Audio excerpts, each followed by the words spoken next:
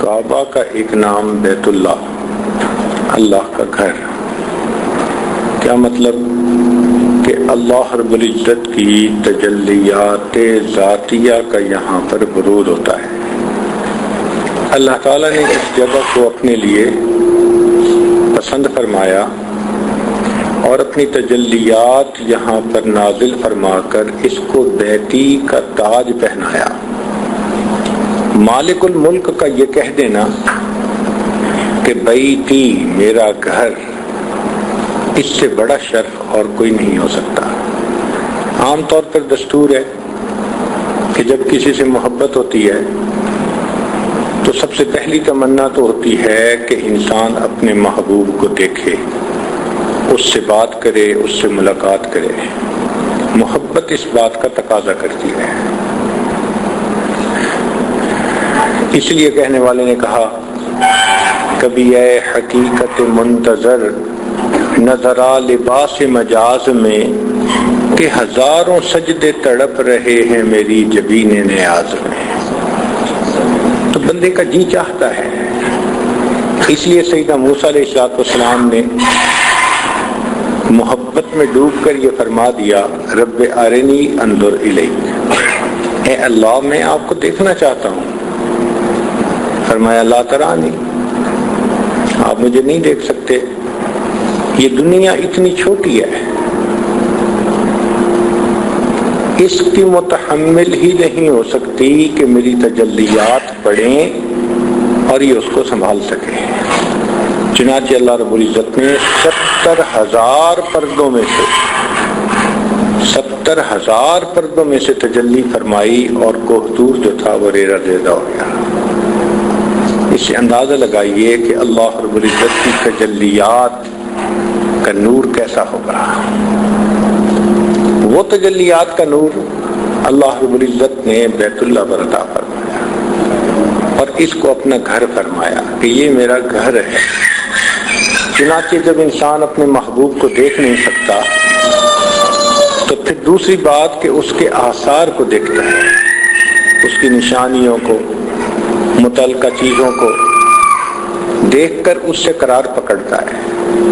آپ نے دیکھا ہوگا کہ ماں کا جوان بچہ فوت ہو جائے تو وہ اس کے کمرے میں آ کے سکون پاتی ہے، اس کی چیزوں کو دیکھ کے اسے یاد کرتی ہے، یہ میرے بیٹے کی فلاں چیز ہے، یہ میرے بیٹے کی فلاں چیز ہے۔ یہ چیزیں اسے سکون دیتی ہیں، بیٹے کی یاد دلا دیتی ہیں۔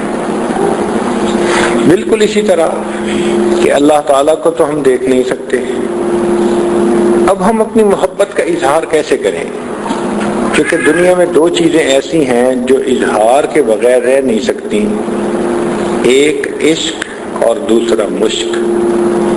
مشق بھی اظہار چاہتا ہے، جہاں ہوگا اپنے آپ کو ظاہر کرے گا، خوشبو پھیلے گی، بتا دے گی کہ کسی کے پاس مشق موجود ہے۔ اور عشق بھی اسی طرح اظہار چاہتا ہے، جب بھی کسی کے دل میں ہوگا وہ چھپا نہیں رہ سکتا، ہمیشہ ظاہر ہوتا ہے۔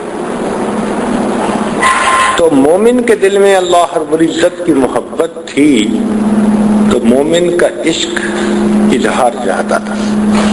اب اس کا اظہار کیسے کریں؟ اللہ تو وہ ذات ہے کہ جس کو کسی ایک سمت کی طرف بھی تعین نہیں کر سکتے۔ اینما تولوا فثم وجہ اللہ، ہر طرف جس طرف رخ کرو ادھر ہی اللہ کی طرف۔ تو پھر ہم کیا کریں؟ اگر کوئی سمت متعین نہ کی جاتی اور پھر اوپر سے عبادت کا حکم بھی دیا جاتا تو شاید انسان پاگل ہو جاتا۔ میں کدھر کروں؟ کوئی مشرق کی طرف منہ کر کے دعا کرتا، کوئی مغرب کی طرف، کوئی شمال کی طرف، کوئی جنوب کی طرف۔ نہ اجتماعیت ہوتی، نہ سب کسی ایک بات پہ اکٹھے ہوتے۔ اللہ نے انسانوں پر ایک احسان فرما دیا کہ ایک جگہ کو متعین کر دیا اور فرمایا کہ یہ میرا گھر ہے۔ چنانچہ جس کو ہم بیت اللہ کہتے ہیں، اس پر اللہ کی تجلیات ظاہر ہوتی ہیں، یہ اللہ کا گھر ہے۔ اب دنیا کے تمام مسلمانوں کے لیے ایک سمت متعین ہو گئی، جو جہاں کہیں بھی ہے وہیں سے اس کعبہ کی طرف رخ کر لے۔ نماز کے لیے ہر جگہ لوگ اسی کعبہ کی طرف متوجہ ہوتے ہیں۔ آپ ذرا غور کریں کہ دنیا میں جو بھی آپ مسجد دیکھیں گے اس میں ایک محراب بنا ہوگا، ہر مسجد میں دنیا کی۔ وہ کیوں؟ وہ قبلہ نما ہوتا ہے، ادھر سے قبلے کا رخ متعین، ادھر امام کھڑا ہوتا ہے۔ اور یہاں اس مسجد میں آئیں تو آپ کو کہیں محراب نظر نہیں آئے گا۔ کیوں؟ یہ خود کعبہ ہے۔ ہر سمت میں جدھر سے آپ کھڑے ہیں ادھر سے آپ اس کی طرف رخ کریں، آپ کعبہ کی طرف رخ کر کے کھڑے ہیں۔ اب یہاں ایک سوال پیدا ہوتا ہے کہ اس کو کعبہ کیوں کہتا ہے؟ کعبہ کا لفظ نکلا ہے مکعب سے۔ مکعب کہتے ہیں 6 طرف کی چیز، 6 پہلو کی چیز، 6 پہلو جس کے ہوتے ہیں۔ تو اب آپ اگر بیت اللہ کو دیکھیں تو 4 اس کی سائڈیں ہو گئی، ایک اوپر چھت اور ایک نیچے کی زمین والی سائڈ، تو 6 پہلو ہو گئے نا۔ تو چونکہ مکعب کی شکل کی یہ عمارت ہے، اس مکعب کی شکل کی وجہ سے اس کو کعبہ کہہ دیا گیا، لہذا یہ کعبہ کے نام سے مشہور ہے۔ بیت اللہ بھی اس کو کہتے ہیں، بڑے پیارے پیارے نام ہیں۔ اس کو بیت العتیق بھی کہتے ہیں۔ یہ اللہ رب العزت کا ایسا یہ شاعر میں سے ہے، اللہ کی نشانیوں میں سے ہے۔ اللہ تعالیٰ نے اپنے گھر کو یہاں کے لیے پسند فرمایا۔ اب یہاں ایک نقطے کی بات سمجھیں کہ اللہ تعالیٰ چاہتے تو کوئی سرسبز مکان پسند فرما لیتے، مثلاً کشمیر، اس میں جب ہم وادی فاران اور وادی ناران ان کا سفر کرتے ہیں تو حیران ہو جاتے ہیں اس کی خوبصورتی کو دیکھ کے، وادی نیلم کو دیکھتے ہیں تو حیران ہوتے ہیں اس کی خوبصورتی پر۔ شام کے اگر آپ علاقوں کو دیکھیں تو وہاں کے باغات کی خوبصورتی کو دیکھ کے حیران ہوتے ہیں۔ دریائے نیل کے اطراف پہ سفر کریں، ایسے خوبصورت مناظر نظر آتے ہیں کہ انسان حیران ہو جاتا ہے۔ اللہ تعالیٰ ان سرسبز مقامات کو بھی اپنے گھر کے لیے پسند فرما سکتے تھے، مگر نہیں، اللہ رب العزت نے اس جگہ کو پسند کیا۔ اس جگہ کو ہم حجاز کہتے ہیں۔ حجاز عرب کا یہ ٹکڑا 3 طرف سے اگر آپ دیکھیں تو یہ پانی سے گھرا ہوا ہے۔ کبھی آپ دنیا کا نقشہ سامنے رکھ کر غور کریں تو یہ حجاز مقدس 3 طرف پانی سے گھرا ہوا اور باقی دنیا سے کٹا ہوا، صرف اوپر جڑا ہوا ہے، ایک طرف سے باقی زمین کے ساتھ جڑا ہوا ہے، بلاد شام کی طرف، جیسے انسان کا دل ہوتا ہے 3 طرف سے لٹک رہا ہوتا ہے، صرف اوپر ایک سمت سے پورے جسم کے ساتھ جڑا ہوا ہوتا ہے، کیونکہ اس نے دھڑکنا ہوتا ہے، اور اس کے دھڑکنے پر انسان کی زندگی کا دار و مدار ہوتا ہے۔ یوں لگتا ہے اللہ رب العزت نے زمین کے اس ٹکڑے کو دنیا کا جغرافیائی قلب بنا لیا، 3 طرف سے اس کو پانی سے کاٹ کر اوپر سے جوڑ دیا۔ جب تک یہ دھڑکتا رہے گا یہ دنیا قائم رہے گی۔ اور واقعی حدیث پاک میں بھی آتا ہے، قرب قیامت کی علامات میں سے ہے، نبی اسلام نے فرمایا کہ آخری نشانیوں میں سے ایک نشانی یہ کہ ایک کالے رنگ کا حبشی ہوگا جو تیر پھینکے گا، آج کے دور میں میزائل مارے گا، بیت اللہ کو گرائے گا، اور بیت اللہ کا گرنا اس دنیا کی آخری بڑی نشانی ہوگی۔ پھر اللہ تعالیٰ اس پوری دنیا کی بساط کو سمیٹ کے رکھ دیں گے۔ تو اس کا مطلب ہے کہ جب تک بیت اللہ ہے اس وقت تک یہ دنیا قائم ہے، اس لیے اس کو قیام للناس فرمایا گیا، انسانوں کے قیام کا سبب، ہمارے روحانی قیام کا یہ سبب ہے۔ یہ اللہ کا گھر، چنانچہ یہ جغرافیائی دل ہے، تو اللہ تعالیٰ نے اس دل کو پسند ہی فرمایا۔ اچھا یہاں ایک نقطہ اور بھی عرض کر دے، حجاز کیا ہوتا ہے؟ حجاز کا لفظی مطلب ہوتا ہے پشتہ۔ جیسے ہم مٹی ہٹاتے ہیں نا، کسی ایک جگہ ڈگنگ کریں تو اس کی مٹی کو پیچھے کر کے لگا دیتے ہیں، تو اس کو پشتہ کہتے ہیں جی، پشتہ لگا دیا. یہ بھی پشتہ ہے. وہ کیسے کہ اگر آپ سمندر کی طرف سفر کریں تو آپ کو جدہ ایک شہر نظر آئے گا، اور جدہ کے بعد یہ ایک ٹوپوگرافی کا پورا سلسلہ ہے جو سمندر کے کنارے کچھ فاصلے پر ہٹ کر دیوار سی بنی ہوئی ہے. یہ دیوار سی کیوں بنی؟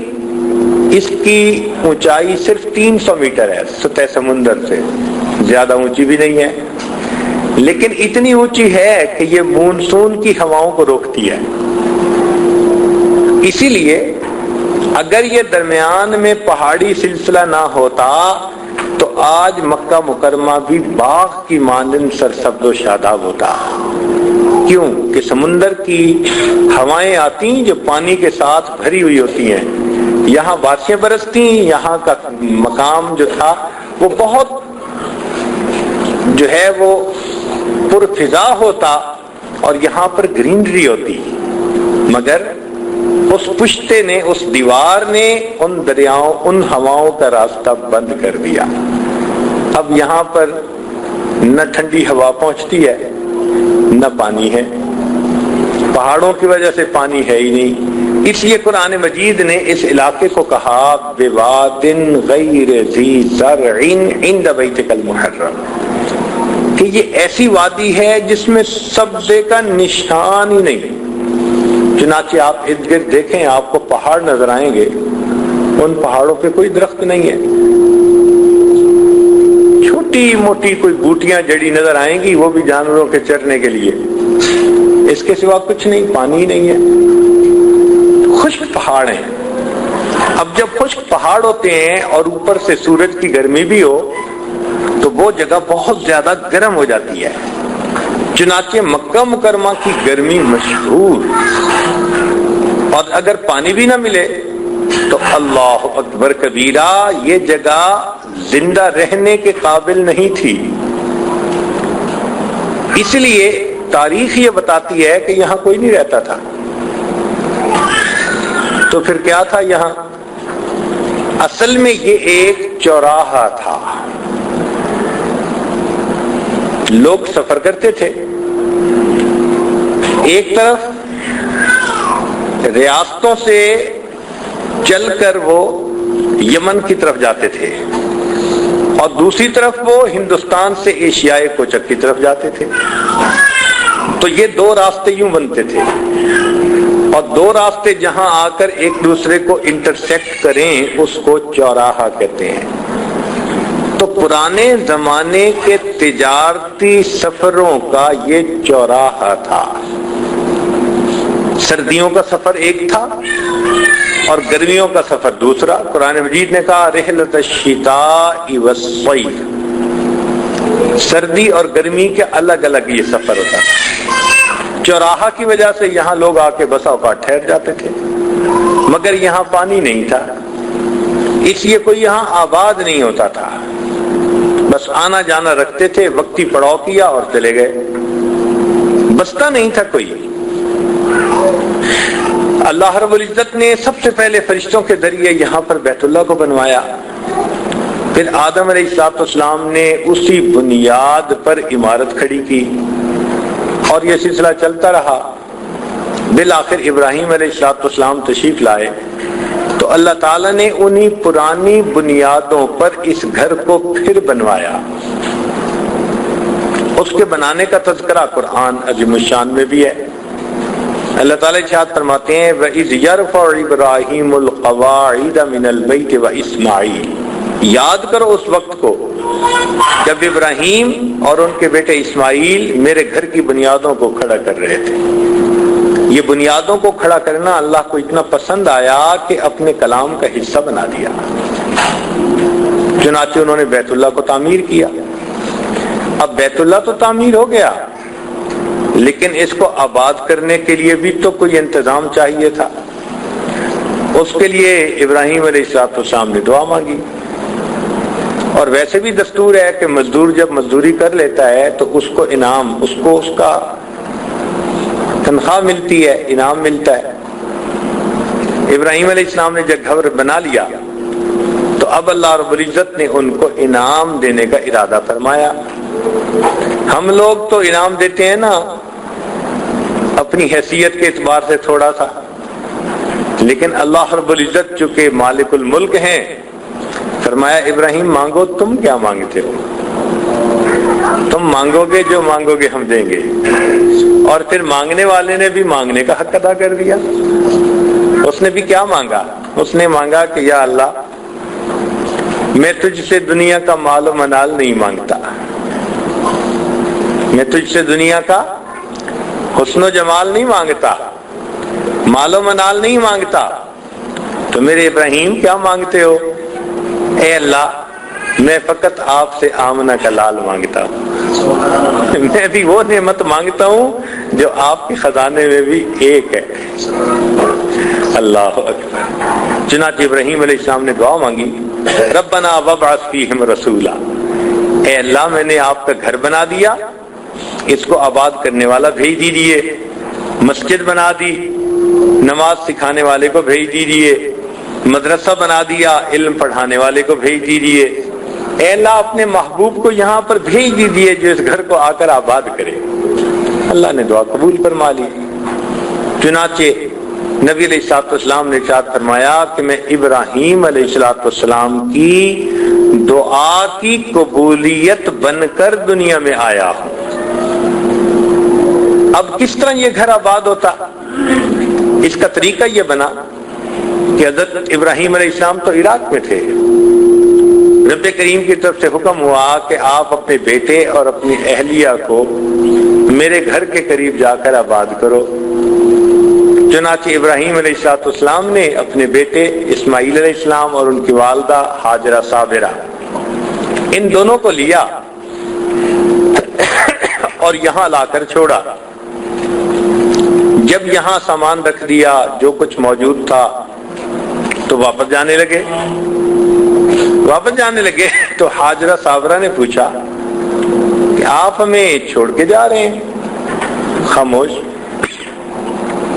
پھر پوچھا کیا آپ ہمیں چھوڑ کے جا رہے ہیں؟ خاموش۔ وہ بھی صحبت یافتہ تھی اور مزاج کو سمجھتی تھی۔ تیسری مرتبہ انہوں نے یوں سوال کیا کہ کیا آپ ہمیں اللہ تعالیٰ کے حکم سے چھوڑ کے جا رہے ہیں؟ تو اس وقت اشارہ کر کے سر سے بتایا کہ ہاں میں اللہ رب العزت کے حکم سے چھوڑ کے جا رہا ہوں۔ ہاجرہ صابرہ کی توکل ایسی تھی، اللہ کے ساتھ یقین ایسا تھا، ایمان اتنا مضبوط تھا، یہ سن کر وہ فرمانے لگیں اگر آپ ہمیں اللہ کے حکم پر چھوڑے جا رہے ہیں تو ہمارا پروردگار ہمیں ضائع نہیں کرے گا۔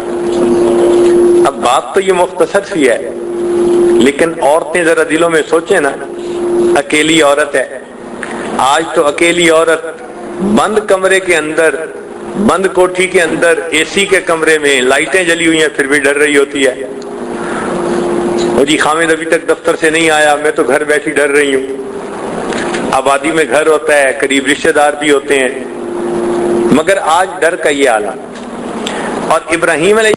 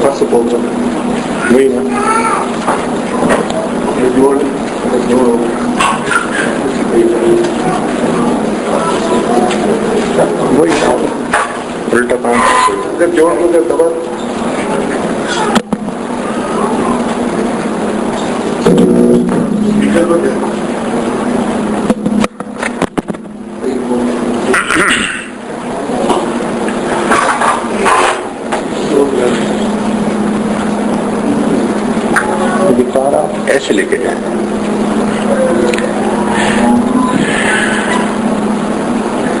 تو عورتیں اگر ذرا اپنے دلوں میں غور کریں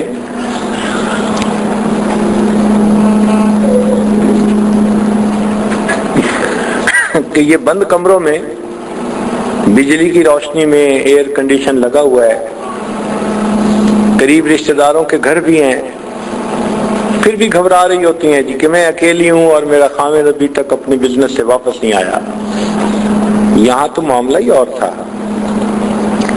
ایک چوکور عمارت بنی ہوئی ہے جو چوراہا ہے اور قریب کوئی آبادی نہیں۔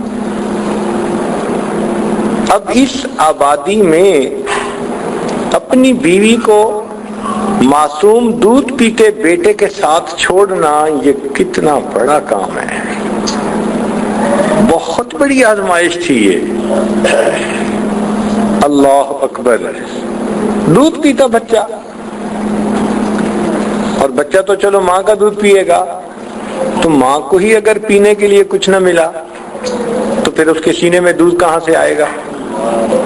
ابراہیم علیہ السلام نے اتنا بڑا قدم اٹھایا، یہ بڑی قربانی تھی، بہت بڑی قربانی تھی۔ اکیلی عورت کیسے رہے گی؟ جان کا خطرہ، عزت آبرو کا خطرہ، پھر کھانے پینے کو بھی کچھ نہیں کہ چلو کھانے پینے کو ملتا رہے، نہ سبزی ہے نہ پھل ہے، اور خود ذخیرہ نہیں کہ بھئی ان کے پاس ذخیرہ ہو، بس جو چند چیزیں تھیں وہی دے کے ان کو وہاں رخصت کر کے اللہ کی توکل پہ آ گئے۔ اس کو ایمان کہتے ہیں۔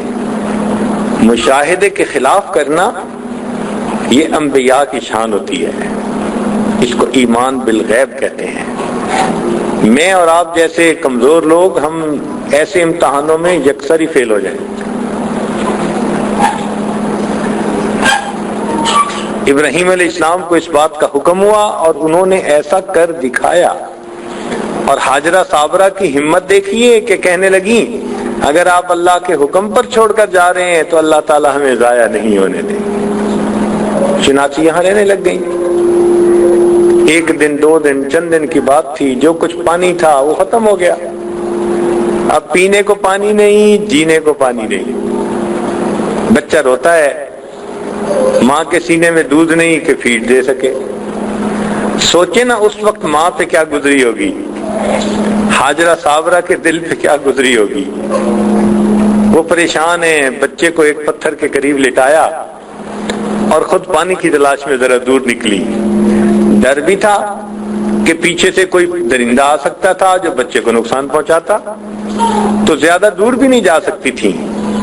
چنانچہ انہوں نے بچے کو اپنی آئی سائٹ میں رکھا، نگاہوں کے سامنے رکھا، اور یہ 2 پہاڑیاں تھیں، ٹیلے نما جیسے ہوتی ہیں، ایک پر چڑھی اور ذرا دور دیکھا، کوئی سبزہ نظر آ جائے، کوئی نشانی نظر آ جائے کہ پانی ہے تو وہاں سے لے آؤں گی، نہیں نظر آیا۔ پھر اتری اور دوسری پہاڑی پر جانے لگی۔ جب درمیان میں پہنچی تو بچہ نظر سے اوجھل ہو گیا، تو ماں تھی، اب اس نے دوڑنا شروع کر دیا۔ حاجرہ صابرہ کی یہ دوڑ اللہ کو پسند آ گئی۔ چنانچہ آج بھی میلین اخدرین کے درمیان وہ جو جگہ ہے سب دوڑتے ہیں، کوئی پیر صاحب ہوں، کوئی مفتی صاحب ہوں، کوئی بڑے عالم صاحب ہوں، جو مرضی ہو۔ فرمایا نہیں، تمہیں یہاں دوڑنا پڑے گا، یہ میری حاجرہ صابرہ کی نشانی، اس کا دوڑنا پسند آیا۔ میں چاہتا ہوں کہ قیامت تک جو یہاں آئے وہ بھی اس کی یاد کی طرف دوڑے، مجھے دوڑنا اچھا لگتا ہے۔ چنانچہ صفا اور مروہ کے درمیان وہ دوڑی۔ اس دوران بچہ جو تھا وہ شدت پیاس کی وجہ سے ایڑیاں رگڑ رہا تھا۔ جب اس نے پاؤں مارا، اللہ نے رحمت کر دی کہ اس کے پاؤں سے اللہ نے یہاں سے زمزم کو جاری فرما دیا۔ یہ زمزم اصل میں مکہ مکرمہ کی آبادی کا سبب بنا، بنیاد یہ بنی۔ حاجرہ صابرہ نے جب دیکھا، واپس آئیں تو انہوں نے پانی کو روکنے کی کوشش کی، رکتا نہیں تھا، تو انہوں نے کہا زمزم رک جا رک جا۔ یہ ایک چشمہ بن گیا۔ اب جب ہم پانی ملنے لگ گیا تو لوگ آہستہ آہستہ یہاں آباد ہونے لگ گئے۔ تو یہاں پر یوں آبادی کا سلسلہ شروع ہوا. تو آبادی کا سلسلہ بنا زمزم کے ذریعے سے. اس کی وجہ سے یہاں لوگ آباد ہوتے گئے.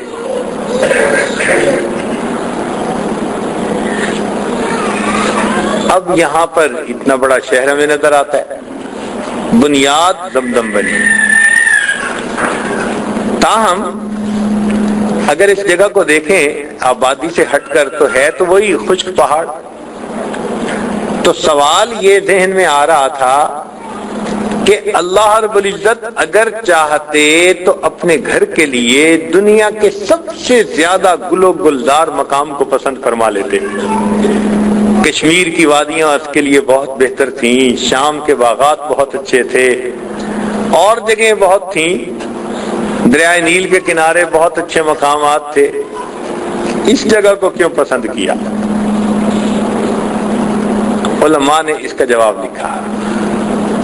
وہ فرماتے ہیں کہ حقیقت یہ ہے کہ بادشاہ کا جو محل ہوتا ہے نا اور دربار ہوتا ہے، اس سے بادشاہ کی جلالت شان ظاہر ہوتی ہے، عظمت ظاہر ہوتی ہے. اگر اللہ رب العزت گل و گلزار جگہ پر اپنا گھر بنا دیتے تو اس کے جمال کا اظہار تو ہو جاتا، مگر عظمت اور کبریائی کسی اور چیز کا تقاضا کرتی ہے. لہذا اللہ رب العزت نے خشک پہاڑ، سخت گرمی اور سکوت، مکمل خاموشی، یہ چیز اللہ کے جلال کے عین مطابق تھی، اور دربار میں جلالت شان کا ظاہر ہونا وہ ضروری تھا. اس لیے اللہ نے اس جگہ کو پسند فرمایا. آؤ ان خشک پہاڑیوں میں ذرا آگے پیچھے پھرو گے تمہیں اپنے مالک الملک کی عظمت یاد آئے گی. اور واقعی ان مکہ مکرمہ کی پہاڑیوں کے سکوت میں بے اختیار اللہ یاد آتا ہے. اس لیے تو نبی علیہ الصلوۃ والسلام جبل نور پہ تشریف لے جاتے تھے اور غار حرا کے اندر اپنے رب کی عبادت کیا کرتے تھے نبوت سے پہلے، اظہار نبوت سے پہلے.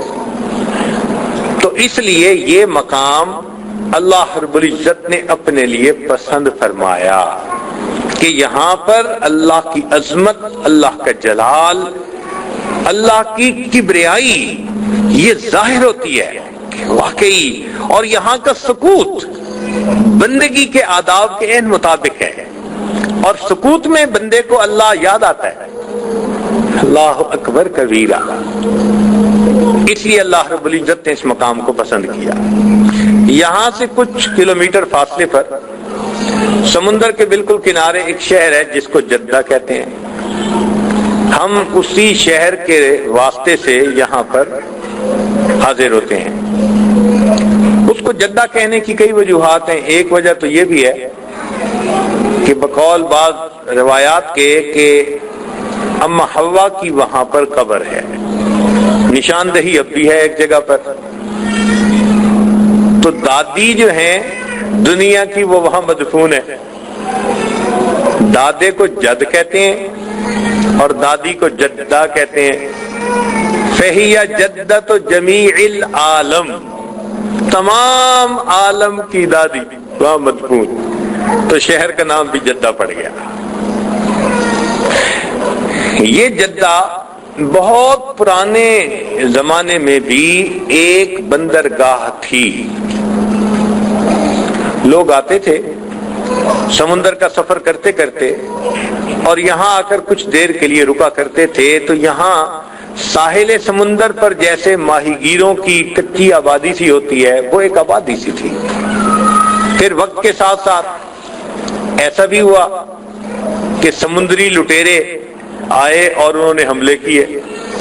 تو انہوں نے اپنی حفاظت کے لیے اس بستی کے گرد ایک فصیل بنا لی تھی، ایک دیوار بنا لی تھی، بڑی دیوار بنا لی تھی. ایسا نہ ہو کہ ہم سوئے ہوئے ہوں، کوئی آ کے اپنے جہاز کو کھڑا کرے اور ہم پر حملہ کر کے ہر چیز لوٹ کے چلا جائے. تو فصیل بنا لی. تو سمندر کے کنارے یہ ایک چھوٹی سی بستی تھی جس کے گرد فصیل تھی. اور لوگ یہاں رہنا اس لیے پسند کرتے تھے کہ عام سمندر کے پانی سے تو مچھلیاں نکلتی ہیں یہاں کا پانی ایسا تھا کہ یخرج منہم اللؤلؤ والمرجان، ہیرے اور مرجان نکلتے تھے، موتی نکلتے تھے یہاں سے. اس لیے اگر فضا سے جدہ کے اس سمندر کو دیکھا جائے تو یہ سبز پانی نظر آتا ہے. اللہ رب العزت نے یہاں پر بہت سارے وسائل، قدرتی وسائل جو ہیں ان کو جمع کر دیا، اس لیے لوگ یہاں رہتے تھے.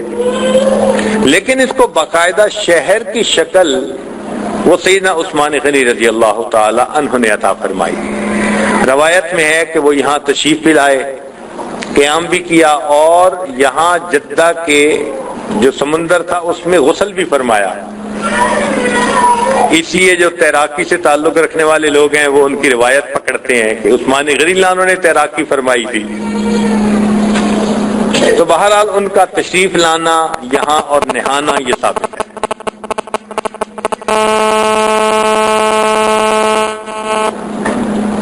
اب دیکھیے کہ یہ مستقل ایک شہر سا تھا، پھر یہ شہر بندرگاہ بنا. تو بندرگاہ بننے کے لیے ضرورت ہوتی ہے کہ سمندر کے کنارے پر ایک ڈیم ٹائپ چیز بنائی جائے.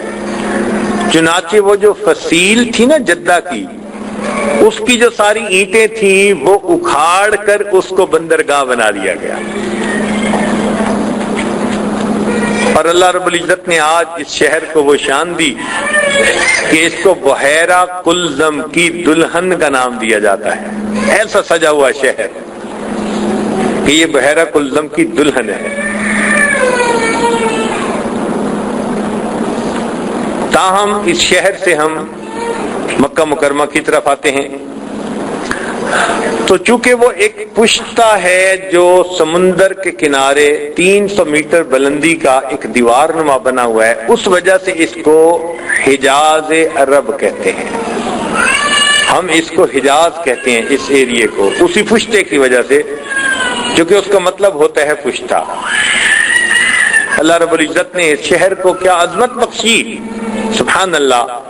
اسی شہر، یہ وہی شہر ہے جہاں نبی علیہ الصلوۃ والسلام محمد بن عبداللہ سے بالآخر محمد الرسول اللہ کہلائے.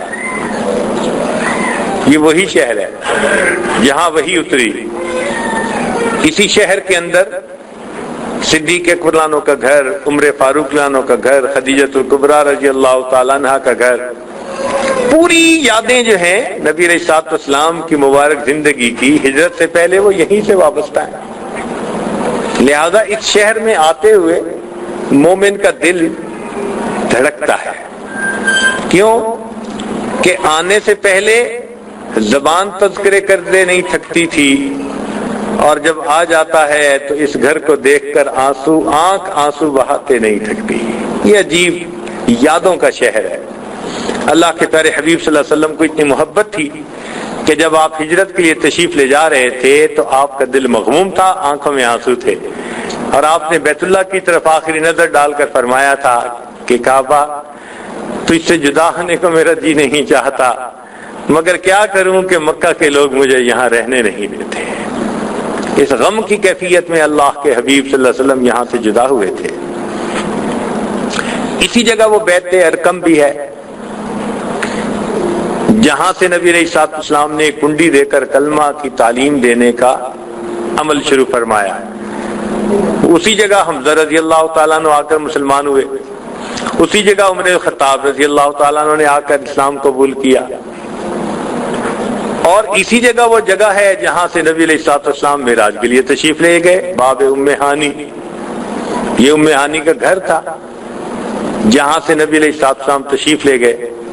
تاہم ان تمام چیزوں کی کچھ نہ کچھ تفصیل ہم زیارات مکہ کا جب بیان ہوگا اس وقت کریں گے. اب کہنے کی بات یہ کہ اس شہر میں جہاں ہمارا جذبات کا ایسا تعلق ہے، اللہ رب العزت نے ہمیں پہنچا دیا. اللہ نے اس شہر کی قسم کھائی، اس کو بلد الامین فرمایا اللہ رب العزت. اب یہ بلد الامین، سبحان اللہ، اتنا عظمت والا شہر، اور اس میں وہ گھر جس کو اللہ تعالیٰ فرماتے ہیں بیتی للطائفین، تو بیتی کا تاج پہنا دیا اللہ رب العزت نے اپنے گھر کو، ہم اس گھر میں موجود ہیں۔ اللہ فرماتے ہیں فَلْيَعْبُدُوا رَبَّ هَذَا الْبَيْتِ، بس تم عبادت کرو اس گھر کے رب کی۔ اب ہم جب یہاں آتے ہیں تو حرم کو دیکھ کے حیرانی ہوتی ہے، بلکہ آپ نے غور کیا ہوگا حرم کے دروازوں پر ہر دروازے پر مینار بنے ہوئے ہیں، لہذا کبھی آپ ذرا دور سے کھڑے ہو کے حرم کو دیکھا کریں، وہ مینار یوں اونچے لمبے، درمیان میں فاصلہ زیادہ نہیں ہے لیکن اونچائی زیادہ ہے، ریشو پرپورشن کبھی دیکھیں نا، تو کبھی آپ غور کریں تو بالکل یوں لگتا ہے کہ جیسے کسی شہنشاہ کے دربار پر کوئی دونوں ہاتھ اوپر اٹھا کر دعا مانگ رہا ہوتا ہے، بالکل وہی منظر لگتا ہے کہ اللہ نے دو مینار بنوا دیے اور بتا دیا دیکھو یہ دعا مانگنے کی جگہ ہے، آؤ تم بھی دعا مانگو یہاں پر۔ یہ مانگنے کا مقام ہے جہاں اللہ رب العزت نے ہمیں پہنچا دیا۔ یہاں مومن آتے ہیں تو یک رخ دل لے کر آتے ہیں، جیسے ایک ہوتی ہے نا میگنیٹک کمپس، مقناطیسی سوئی، وہ مقناطیس کی طرف اس کا رخ ہوتا ہے، مومن کا دل بھی اسی طرح میگنیٹ کمپس کی مانند ہے اور اس کا رخ اللہ کے گھر کی طرف ہوتا ہے، سارے کے سارے لوگ اسی گھر کی طرف متوجہ ہیں۔ تیرا جلال و جمال حی القیوم کی دلیل، وہ بھی جلیل و جمیل، تو بھی جلیل و جمیل۔ اس گھر کو دیکھیں تو اس گھر کے اندر بھی آپ کو بالکل یہی جمال اور یہی جلال نظر آئے گا۔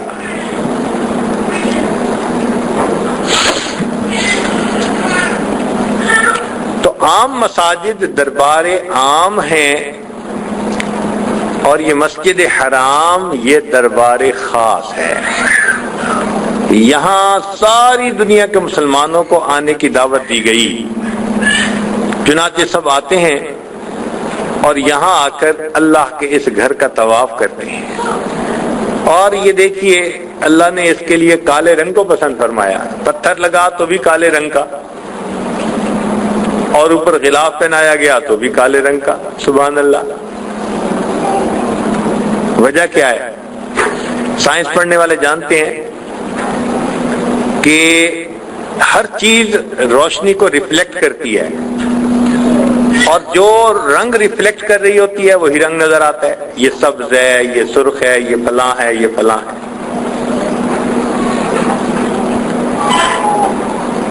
تو جو پوری روشنی کو ریفلیکٹ کرے وہ ہمیں وائٹ نظر آتی ہے، روشنی کے رنگ سب مل جائیں تو سفید ہو جاتے ہیں، اور جو سب کو جذب کر لے کالی نظر آتی ہے، سبحان اللہ۔ کالا رنگ پسند کیا کہ جو اللہ کی تجلیات وارد ہوتی ہیں یہ ایسا مقام ہے ان تمام تجلیات کو جذب کر لیتا ہے۔ آج کل ایک ورائٹی نکلی ہوئی ہے روز کی، اس کو کہتے ہیں بلیک روز، کالا گلاب۔ واقعی اس کو ہم نے دیکھا بالکل بلیک، اتنی خوبصورتی اس کے اندر کہ انسان اس کو دیکھ کے حیران ہوتا ہے۔ جب بھی بیت اللہ پر نظر پڑتی ہے مجھے اس کائنات کا بلیک روز یہ عمارت نظر آتی ہے، اللہ نے ایک بلیک روز کھلا دیا۔ اور میرے بندو ذرا دیکھو اس کو محبت کے ساتھ۔ چنانچہ حج والے عمرے والے آتے ہیں اور اس مکان کو دیکھتے ہیں اور ان کو سکون مل جاتے ہیں۔ دیکھیے اس کو بنانے والا خلیل اللہ، آباد کرنے والا محمد الرسول اللہ صلی اللہ علیہ وسلم، اور اس کی حفاظت کرنے والا خود اللہ۔ دنیا میں بڑے بڑے محل بنے سب گر گئے، بڑی پرشکو عمارات بنی سب گر گئیں، یہ اللہ کا ایک ایسا گھر ہے اتنا سادہ بنوایا آج بھی اپنی جگہ پر موجود ہے، قیامت تک محفوظ رہے گا۔ اللہ کا یہ وہ ایسا گھر ہے، اس لیے نبی علیہ الصلوۃ والسلام آنسو بھری آنکھوں سے آسمان کی طرف سر اٹھا کر دیکھتے تھے اور دل میں یہ تمنا ہوتی تھی کہ اللہ اس جگہ کو قبلہ بنا دیجیے. اتنا محبت بری نظروں سے دیکھا کہ اللہ رب العزت نے قرآن مجید میں فرما دیا قد نرا تقلب وجهک فی السماء. اے میرے محبوب، جب آپ آسمان کی طرف دیکھتے تھے تو ہم اس وقت محبت کی نظر سے آپ کے چہرے کو دیکھ رہے ہوتے تھے. ہم نے آپ کی تمنا کو پسند کیا اور ہم نے اس گھر کو پھر قبلہ بنا دیا. چنانچہ ابتدا میں بیت المقدس قبلہ تھا تو نبی علیہ الصلوۃ والسلام کو بیت المقدس رخ کر کے نماز پڑھنے کا حکم تھا، مگر نبی علیہ الصلوۃ والسلام رکن یمانی اور حجر اسود کے درمیان والی جو سائیڈ ہے نا، ادھر کھڑے ہو کے نماز پڑھتے تھے. یوں کر کے نماز پڑھتے تھے تو پڑھنی ہوتی تھی قبلہ اول کی طرف، بیت المقدس کی طرف، مگر بیت اللہ درمیان میں لے لیتے تھے. جب قبلتین جمع ہو جاتے تھے سامنے تو محبوب ایسے نماز ادا فرماتے رہے. پھر جب آپ مدینہ تشریف لے گئے تو مدینہ دونوں کے درمیان میں، تو اس وقت نبی علیہ السلام بیت المقدس کی طرف، مگر چند مہینے کی بات تھی. چند مہینوں کے بعد اللہ رب العزت نے رحمت فرما دی اور مسجد قبلتین میں وہ حکم آ گیا کہ جس میں آپ نے پھر رخ اسی قبلہ کی طرف. چنانچہ بقیہ پوری زندگی اللہ کے محبوب اسی قبلہ کی طرف رخ کر کے نماز ادا فرماتے رہے. چنانچہ آج یہ ہمارے لیے قبلہ عالم ہے. سبحان اللہ. جیسے ایک قندیل جلتی ہے نا، پروانے اس کے گرد چکر لگاتے ہیں، تو یہ بھی نور کی ایک قندیل ہے جو روشن ہے. ظاہر آنکھ سے نظر نہیں آتی، لیکن آنکھ والا تیرے جوبن کا تماشا دیکھے، دیدہ کور کو کیا آئے نظر کیا دیکھے. یہاں آ کے سب انسان طواف کرتے ہیں، مرد بھی طواف کرتے ہیں، عورتیں بھی، اور یہی افضل عبادت بن جاتی ہے جو یہاں پر انسان کر سکتا ہے.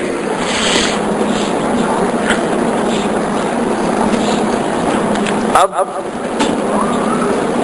اس اللہ کے گھر کی ساتھ ہر مومن کو ایک محبت ہے. آپ نے دیکھا ہوگا کہ مقناطیس لوہے کے پرزوں کو اپنی طرف کھینچتا ہے. جہاں بھی ہو مقناطیس کی یہ خصوصیت ہے کہ وہ لوہے کو کھینچتا ہے.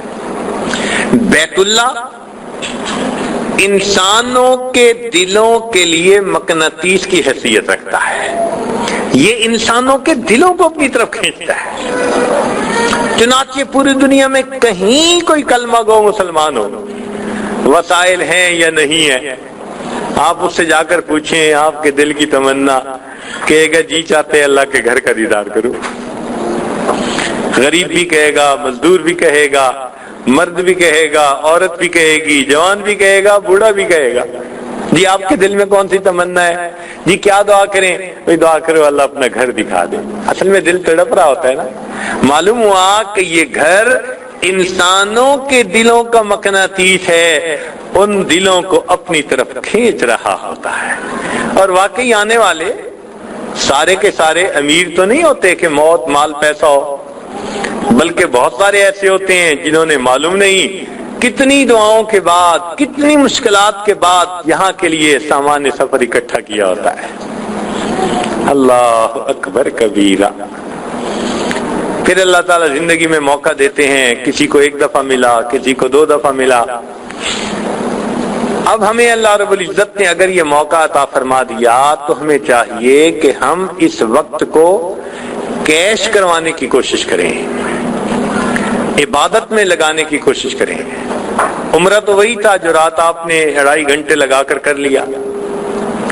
اب بقیہ وقت یہاں رہ کر کیا کرنا ہے؟ دعائیں مانگنی ہیں، اللہ کو منانا ہے. دل کی حسرتیں جو تھیں وہ آج اللہ کے سامنے پیش کرنی ہے. ہم ساری عمر جو لوگوں کے سامنے اپنی کہانیاں سناتے رہتے ہیں، فلاں نے یہ کیا، فلاں نے یہ کر دیا، کسی کو کہنے کی کیا ضرورت ہے؟ آئیں یہاں اپنے رب کو سنائیں، اپنے رب کے سامنے دعا کریں. چنانچہ بیت اللہ کے اندر 12 جگہیں ایسی ہیں، علماء نے لکھا کہ وہ قبولیت دعا کے مقامات ہیں. انشاءاللہ اس کی نشاندہی بھی کر دیں گے. اور آپ کو اس کی فوٹو کاپی بھی دے دیں گے تاکہ ان جگہوں پر جا کر آپ 2 رکعت نفل پڑھیں، بیٹھ کے دعائیں مانگیں۔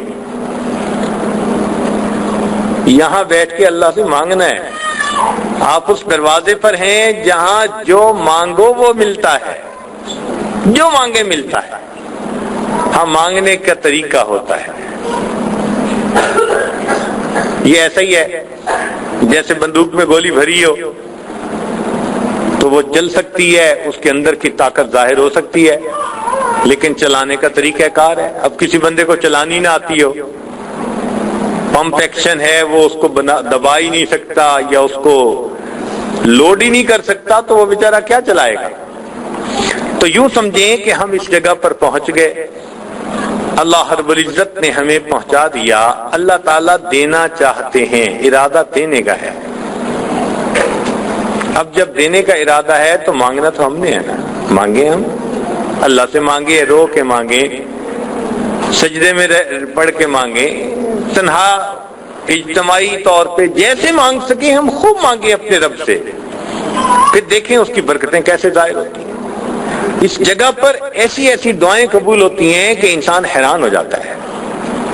بہرحال یہ تو تفصیل ہم روز بتاتے رہیں گے کہ اللہ رب العزت کی رحمت کے کیسے آثار یہاں نظر آتے ہیں، اور اگر بندے کو پتہ نہ ہو تو پھر یہاں آ کے بھی بندہ محروم چلا جاتا ہے۔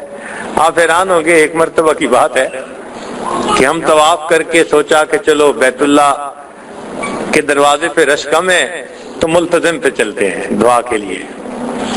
تو ہم دعا کے لیے گئے تو ہمارے قریب ایک نوجوان کھڑا تھا، لگتا تھا کہ لاہور کا رہنے والا ہے۔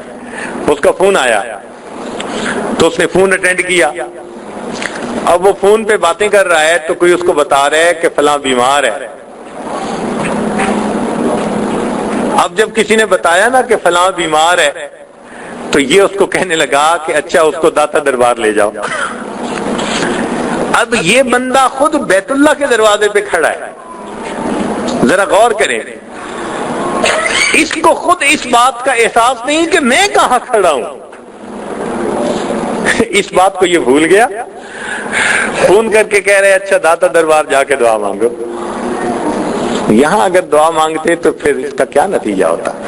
اس کا مطلب یہ کہ ہمیں ذہنی طور پہ کلیئر ہی نہیں ہوتا کہ ہم آئے کس مقام پر۔ اس مقام پر تو انسان کی زندگی بدلتی ہے، تقدیریں بدلتی ہیں اس جگہ پر آ کر۔ مانگنا ہم نے ہے تو اس لیے کوشش یہ کریں کہ اس وقت کو عبادت میں، تلاوت میں، طواف میں۔ دن میں گرمی زیادہ ہوتی ہے، بعض اوقات شیطان ذہن میں ڈالتا ہے جی ظہر کے وقت طواف کریں گے، نہیں، ہم اس گرمی کے متحمل نہیں ہو سکتے، تجربے کرنے کی ضرورت نہیں ہے، ہمارے اکابر نے ہمیں پہلے ہی بتا دیا۔ دن میں مرد لوگ جو ہیں وہ تو جائیں اور حرم کے نمازیں پڑھیں، عورتیں کمروں میں رہیں، گھر میں نمازیں پڑھیں گی تو زیادہ ثواب ملے گا۔ البتہ عشاء کی نماز کے وقت ٹھنڈا وقت ہوتا ہے اور وہ بچوں کے ساتھ بھی جا سکتی ہیں، اور اس وقت مطاف میں عورتوں کے جانے پر پابندی بھی نہیں ہوتی نماز کی وجہ سے کہ جماعت ہونی ہے، تو وہ بھی پرسکون گھنٹہ 2-3 طواف کریں، تلاوت کریں، بیت اللہ کو دیکھ کر دعائیں مانگیں، یہ سب کام وہ وہاں پر کر سکتی ہیں۔ تو ہماری ایک تجویز یہ ہے کہ عورتیں دن میں موو نہ کریں، گرمی سے اپنے آپ کو بچائیں، بیمار جلدی ہو جائیں گی، بچے ہو جائیں گے بیمار۔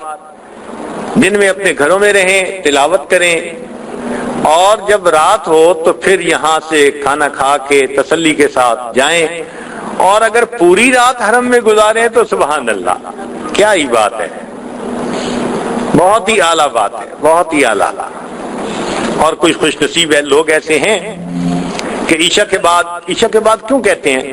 عام طور پر ہم نے دیکھا کہ دن میں جو ذرا دور کے لوگ ہوتے ہیں وہ حرم میں رہنے کی کوشش کرتے ہیں، اور عشاء کے وقت وہ اپنی اقامت گاہوں پہ چلے جاتے ہیں، تو حرم میں ذرا جگہ خالی زیادہ ہوتی ہے، لوگ کم ہوتے ہیں، تو کم ہونے کی وجہ سے پھر طواف میں بھی آسانی، باقی اب عبادت میں بھی آسانی۔